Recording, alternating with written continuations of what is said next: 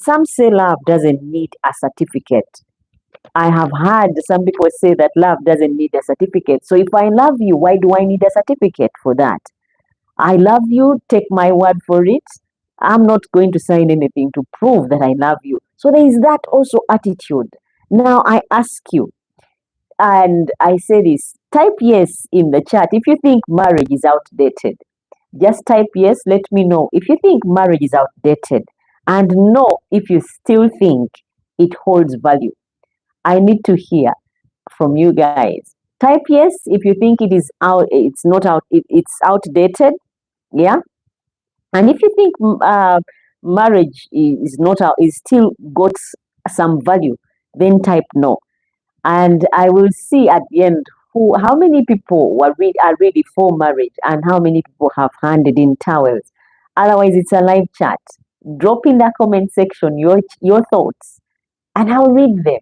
And let us see what you think about marriage, the good, the bad, and the honest, because there is some truth about marriage. Let's hear some real life stories. Earlier this week, I asked a random stranger about their marriage, the good and the bad. And this is what the stranger said about happy couples. He said, "We've been married for." This is a stranger who had a happy couple. They were a happy couple, and they said, "We've been married for 15 years. Yeah, it's not perfect, but we've grown together. Marriage gives us a sense of legacy." That is how they were describing marriage. They said that marriage gives us a sense of legacy. So to them, they feel like they are rightfully they rightfully belong to each other. They feel like they were meant to be with each other. So that is a take as well about marriage. These ones believe it gives them a sense of legacy. And there is a divorced couple that I talked to as well that said, one of them said, "I rushed into marriage 25 years. At 25 years, he got married. We weren't aligned, and it cost us both years of happiness. Would I do it again? Maybe, but I'll do it very differently." That's what he said. So guys, you can see there is one who said it gives us a sense of legacy, and there's another couple that I met, another lady that I met who had gotten divorced after some time of marriage. She said she got married at 25, and she says we weren't aligned. So, guys, when we get married, we need to look for that right person. It doesn't matter how long it takes. The thing is, we have it in our head that we have to be married at this age. And anyone who comes, you just settle. You need to take time. Pray about it. I would say pray about it. Why? Because God would lead us to that missing piece. Can you imagine? Even shoes come in pairs. Earrings come in pairs. These lips you have are two. The eyes are two. That means there is someone for everyone out there. But the thing is, we go looking with the wrong kinds of lenses, and we end up with the wrong kind of product. And we end up in the wrong place, with the wrong people, with the wrong, until we divorce or separate. Now, marriage is work. Marriage is work. And like I said earlier, you make it what you want it to be. If you want it to be a bed of roses, you inject in time.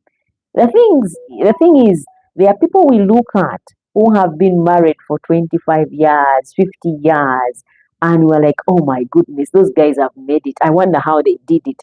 Well, it took a lot of work that probably they are not talking about. It took a lot of forgiveness, a lot of patience, a lot of choosing to forget, and a lot of also keeping quiet about some things.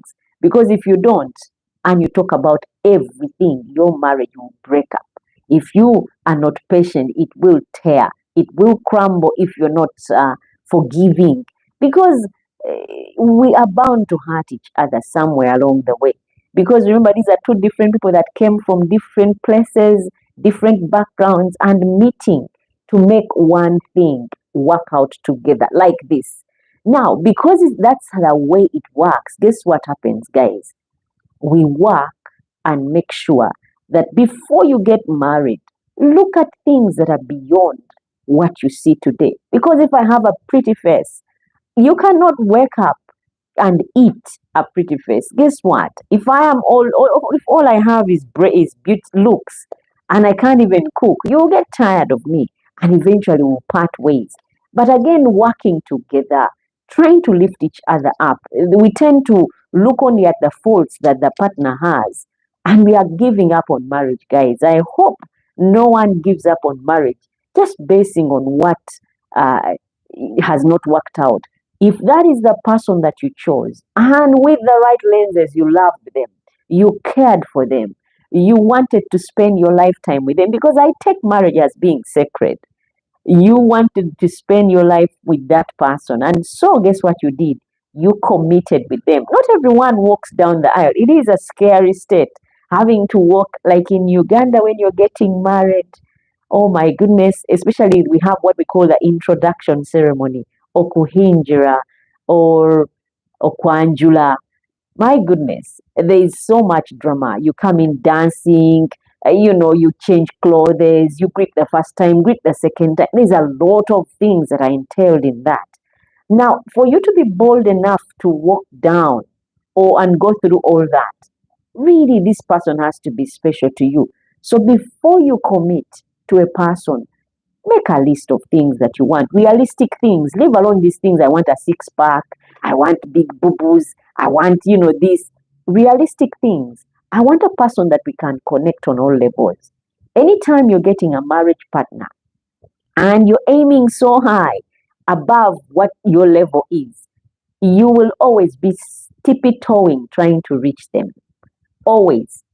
And anytime you get someone too beneath you, you'll always be stooping too low, and your back will end up aching because you're going for a person who is so beneath you. Some people have a habit of going. So, like when I give an example of too high above you, you go for someone who is, maybe a pilot, and for you, you are a school teacher. Such relationships work, but sometimes you're not reasoning at the same level. He's always out of the country. You don't understand the dynamics of going on trips. He's a surgeon.